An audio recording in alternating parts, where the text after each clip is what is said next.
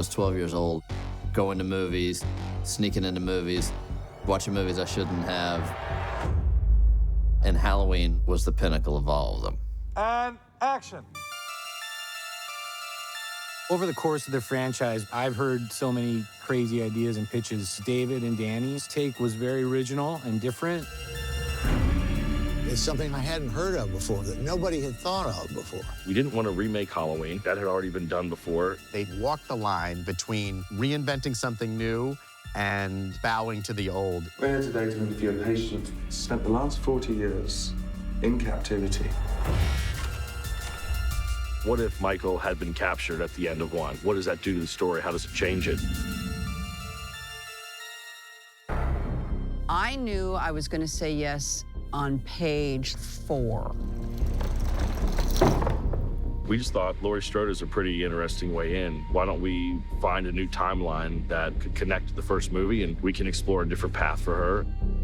To me, it's really about these 3 generations of women who are deeply affected by this incident that happened in 1978. 3 strong women taking on an unstoppable force. I have tried to protect you and prepare you.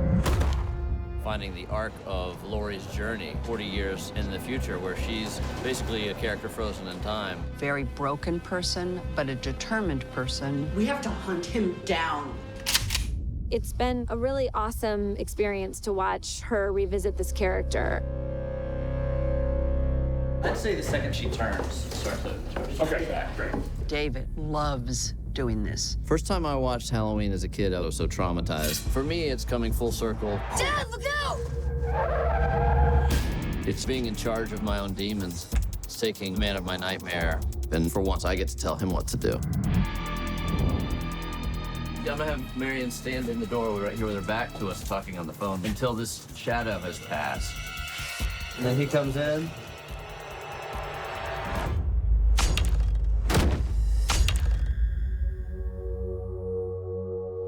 I've written almost 50 episodes of TV and a few screenplays, and all that time I've barely killed anyone. And if they were killed, they deserved it. And it's weird to kill innocent people. That's the fun of it. You know, they are going about their day and they don't know they're about to get killed. My favorite death sequence is Oscar getting impaled on a fence. It's based on an idea I'd been haunted by for 15 years. You come in, stab, and then pull. And I've thought for over a decade, if I made a horror movie, I would have to include that moment. David helped me conjure up that fear, and he got like right up in my face and everything. Please, dear God, help me! Help me! I had no idea how hard it was to do a death scene. Screaming took the wind out of my sails for a week.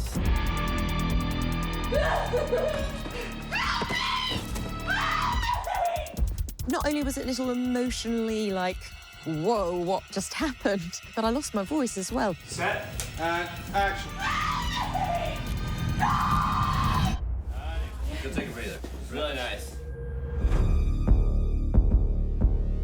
As soon as you're kind of dropped into those circumstances, and you have somebody dressed up as Mike Myers, and you have somebody with a knife, a part of you kind of naturally kicks into that like adrenaline mode. You were standing right there in the door.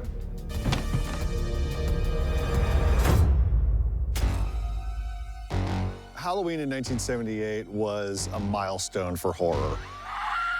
Something about the simplicity of the first Halloween makes it timeless. We weren't really allowed to be watching it, but we stayed up later than everyone else. And I was like, screw you, man, I'm gonna see it. It just bit into me. It scared the shit out of me. Nightmares about it forever. What we wanted to do was make a movie, and we wanted to make a scary movie. And that's all we cared about. Okay, we're set. We're rolling. Rolling. Stylistically, we tried to approach it in honor of the film that Carpenter created and trying to re-engineer that in a way, put a twist on that. We were back on shady streets in Haddonfield and kids and trick-or-treaters, and it felt very reminiscent. David Gordon Green has taken all that has come before and taken it a giant step forward. I think they had the tone of it right from the beginning. A lot of thought, a lot of care.